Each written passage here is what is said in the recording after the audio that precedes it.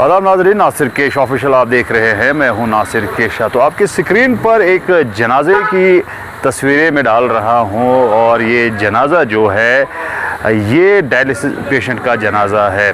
इस जनाजा में जो है हिंदू भी शामिल है, मुसलमान भी शामिल है। बहुत बड़ा जनाजा था क्योंकि जिस लेडी की ये डेथ हुई है ये बहुत असर रसूख वाली लेडी थी और लोग इसको चाची कहते थे और सब लोगों के में जो है शौक में हैं, गम में हैं।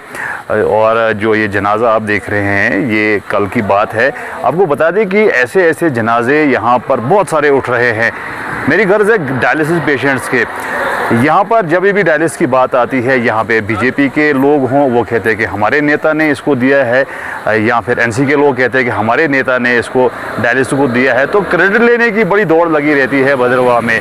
आपको बता दें कि अक्टूबर 2024 से अनाउंस हुआ था कि भद्रवाह सब डिस्ट्रिक्ट हॉस्पिटल में डायलिसिस यूनिट लगेगा और उसके बाद जो है भद्रवाह के लोगों को जो बड़ी आसानी होगी जिनको डोडा या जम्मू जाना पड़ता है डायलिसिस के लिए। आपको बता दें कि भद्रवाह शहर के अंदर जो है 9 जनाजे ऐसे उठ गए हैं और इसका जो है क्रेडिट मैं कहना चाहूँगा, इन जनाज़ों का क्रेडिट क्या बीजेपी लेना चाहेगी या एनसी लेना चाहेगी, ये बड़ा सवाल है ये नेताओं के लिए। क्योंकि डायलिसिस यूनिट की जब भी बात आती है तो उछल के ये लोग कहते हैं कि हमारे नेता ने दिया, दूसरे वाले बोलते हैं कि हमारे नेता ने दिया।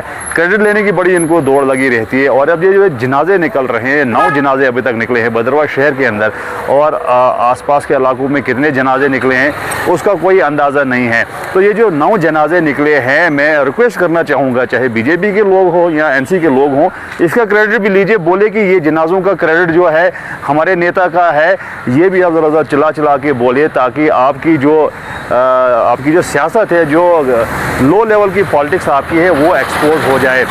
यहाँ पर कुछ पेशेंट्स और हैं जो रेगुलर बेसिस पे डायलिसिस के लिए डोडा या जम्मू जाते हैं और आने वाले दिनों में अल्लाह ना करे कि उनका भी जनाजा जो उठने वाला है तो फिर ये नेतागढ़ जो है इनसे मैं रिक्वेस्ट करना चाहूँगा कि डायलिसिस के पेशेंट तो रोज़ मर रहे हैं, अब डायलिसिस की मशीन की ज़रूरत क्या है? अब आप वो मशीन को कहीं बांध करके कहीं और ले जाइए तो फिर ज़रूरत क्या है जब यहाँ पे पेशेंट सभी जो है मर रहे हैं। 9 जनाजे जो हैं अक्टूबर से आज जून तक जो है निकल गए हैं। कुछ पेशेंट्स और हैं उनके भी क्या पता है, ज़िंदगी और मौत का भरोसा नहीं होता है।